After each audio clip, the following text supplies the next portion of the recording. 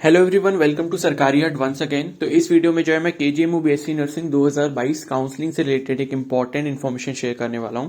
तो कल इवनिंग के टाइम पे जो है आपका नोटिफिकेशन रिलीज हो गया है सेकंड राउंड की काउंसलिंग के लिए। तो उसके रिगार्डिंग जो भी इंपॉर्टेंट पॉइंट्स हैं वो आपको अच्छे से समझ आ जाने चाहिए पार्टिसिपेट करने से पहले। साथ ही यहाँ पर आप सभी के लिए गुड न्यूज भी है।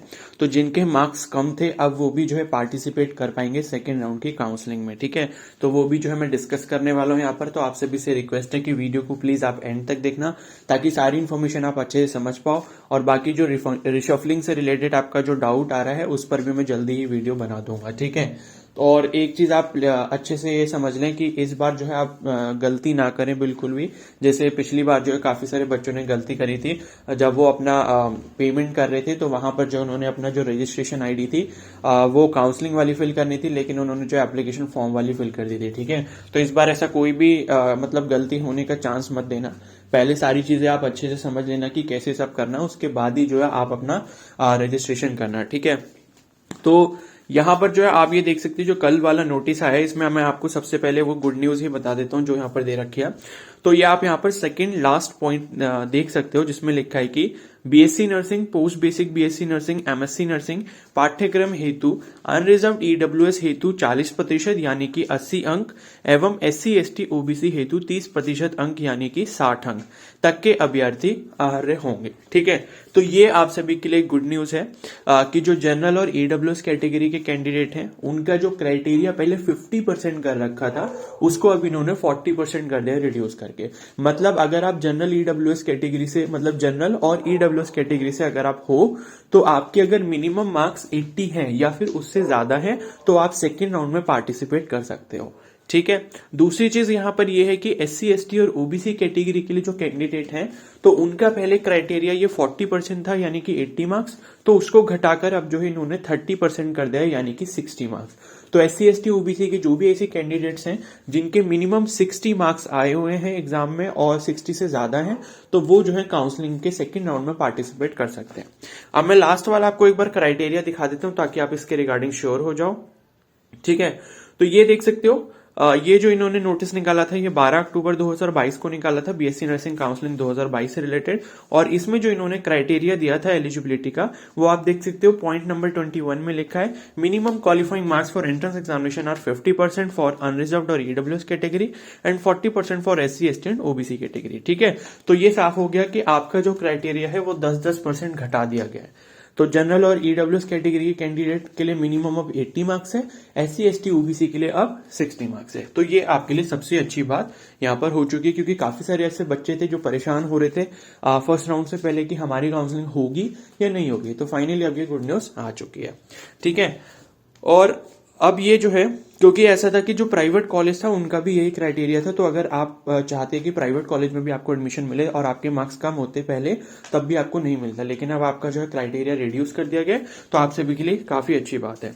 अब यहाँ पर जो है मैं इसके कुछ इंस्ट्रक्शंस आपको समझा देता हूँ। ठीक है, शेड्यूल मैंने आपको बता दिया था 22 से जो है आपका रजिस्ट्रेशन स्टार्ट हो जाएगा। अपने डॉक्यूमेंट्स वगैरह प्रिपेयर करके रखें।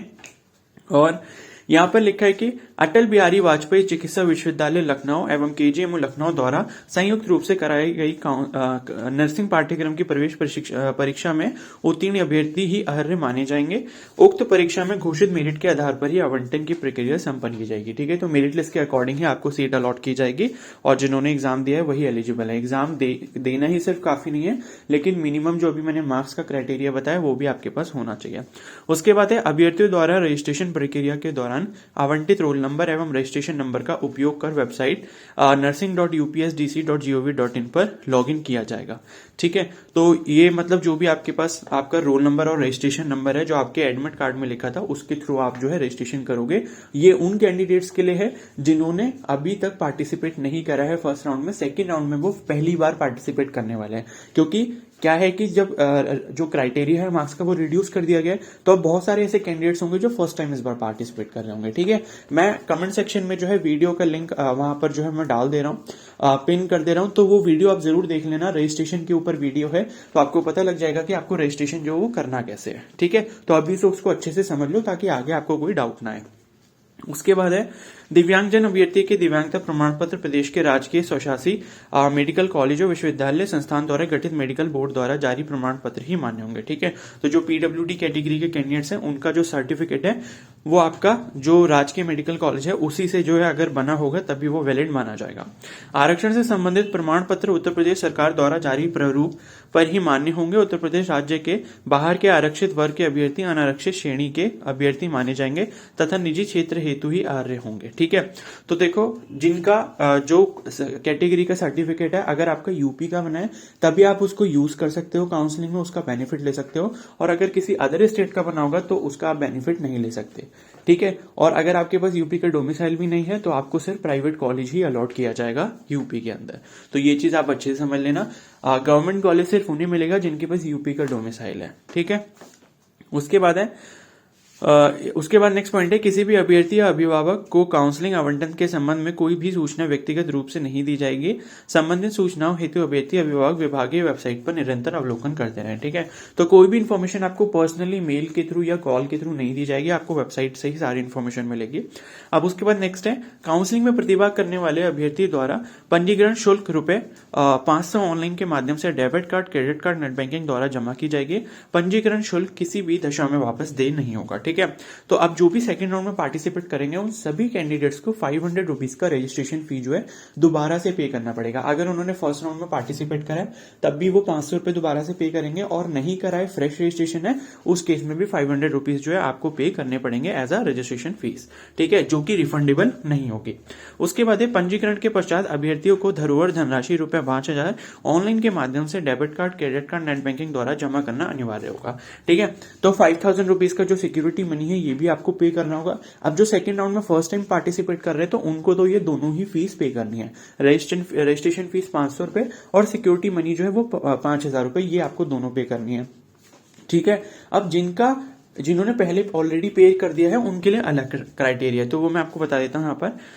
तो यहाँ लिखा है कि पंजीकरण के पश्चात, ठीक है, ये तो मैंने आपको बता दिया। उसके बाद नेक्स्ट है प्रथम चक्र के अंतर्गत जिन अभ्यर्थियों द्वारा पंजीकरण कराया गया है उन्हें पुनः पंजीकरण कराने की आवश्यकता नहीं है। ठीक है, तो जिन्होंने फर्स्ट राउंड में अपना रजिस्ट्रेशन कर लिया था उनको जो है दोबारा से रजिस्ट्रेशन करने की जरूरत नहीं है। प्रथम चक्र से पंजीकृत अभ्यर्थी जो पंजीकरण शुल्क नहीं जमा कर सके हैं वे पंजीकरण शुल्क जमा कर द्वितीय चक्र की काउंसलिंग में प्रतिभाग कर सकते हैं। ठीक है, तो ऐसे जो कैंडिडेट्स हैं जो अपना रजिस्ट्रेशन फीस जिन्होंने अभी जमा नहीं करा है सेकंड राउंड के लिए, वो जो है जमा करके पार्टिसिपेट कर सकते हैं।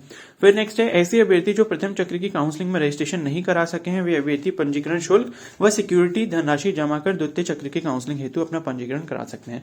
तो जिन्होंने फर्स्ट राउंड में पार्टिसिपेट नहीं करा था तो सेकंड राउंड में रजिस्ट्रेशन करके और रजिस्ट्रेशन फीस पे करके और जो आपको सिक्योरिटी फीस पे करके काउंसलिंग में पार्टिसिपेट कर सकते हैं। ऐसी अभ्यर्थी जिन्हें प्रथम चक्र के माध्यम से नर्सिंग कॉलेज आवंटित हुआ था तथा उनके द्वारा आवंटित सीट पर प्रवेश नहीं लिया गया है वे पुनः सिक्योरिटी धनराशि जमा कर काउंसलिंग में प्रतिभाग कर सकेंगे। ठीक है, तो देखो ऐसा है जिन्होंने फर्स्ट राउंड की काउंसलिंग में 5,000 रुपए पे कर दिए हैं उनको कॉलेज अलॉट हो गया था और उस कॉलेज में जाके उन्होंने एडमिशन नहीं लिया तो वो फीस जो है वो उनकी अब जब्त हो चुकी है, वो आपको वापस नहीं मिलेगी, ना ही वो सेकंड राउंड में यूज हो सकती है। तो उस केस में जो आपको सेकंड राउंड में दोबारा से सिक्योरिटी फीस भी पे करनी पड़ेगी। ठीक है, तो ये चीज आपको अच्छे समझ आ गई होगी। बाकी जो ऐसे कैंडिडेट थे जिन्होंने फर्स्ट राउंड की काउंसलिंग में पार्टिसिपेट किया है, करने के बाद जो है कॉलेज अगर उनको अलॉट हुआ है उस पर एडमिशन ले लिया है, तब आपको 5,000 रुपीज दोबारा पे नहीं करने हैं सेकंड राउंड में पार्टिसिपेट करने के लिए। दूसरी चीज ये है कि फर्स्ट राउंड में पार्टिसिपेट किया था, आपने जो चॉइसेस फिल की थी उसमें आपको कोई भी कॉलेज अलॉट नहीं हुआ, तो उस केस में भी जो आपके 5,000 रुपए वो आपके सेफ हैं और आपको दोबारा से जो है सिक्योरिटी मनी यहाँ पर पे नहीं करना पड़ेगा। ठीक है, तो सिक्योरिटी मनी की अगर मैं बात करूं, मतलब ब्रीफ में अगर मैं बताऊं तो सिर्फ दो ही कैटेगरी के कैंडिडेट्स के लिए यहां पर एप्लीकेबल है। सिक्योरिटी फीस सिर्फ उन्हें पे करनी है, पहला तो ये जो पहली बार काउंसलिंग में पार्टिसिपेट कर रहे हैं। ठीक है, दूसरे वो कैंडिडेट्स जिन्होंने फर्स्ट राउंड में मतलब पार्टिसिपेट किया था, उनको कॉलेज मिला लेकिन उस कॉलेज में जाके उन्होंने एडमिशन नहीं कराया है, तो उन कैंडिडेट्स की जो फीस है वो कैंसिल हो गई है, इसलिए उनको दोबारा पे करनी पड़ेगी। तो ये आपका क्राइटेरिया रहेगा सिक्योरिटी फीस से रिलेटेड। बाकी नेक्स्ट वाला पॉइंट मैं आपको बता ही चुका हूं, और बाकी वही लिखा है कि अन्य महत्वपूर्ण सूचना एवं विस्तृत विवरण वेबसाइट nursing.upsdc.gov.in और dgme.up.gov.in पर देखा जा सकता है। ठीक है, तो ये आपकी कंप्लीट इन्फॉर्मेशन है।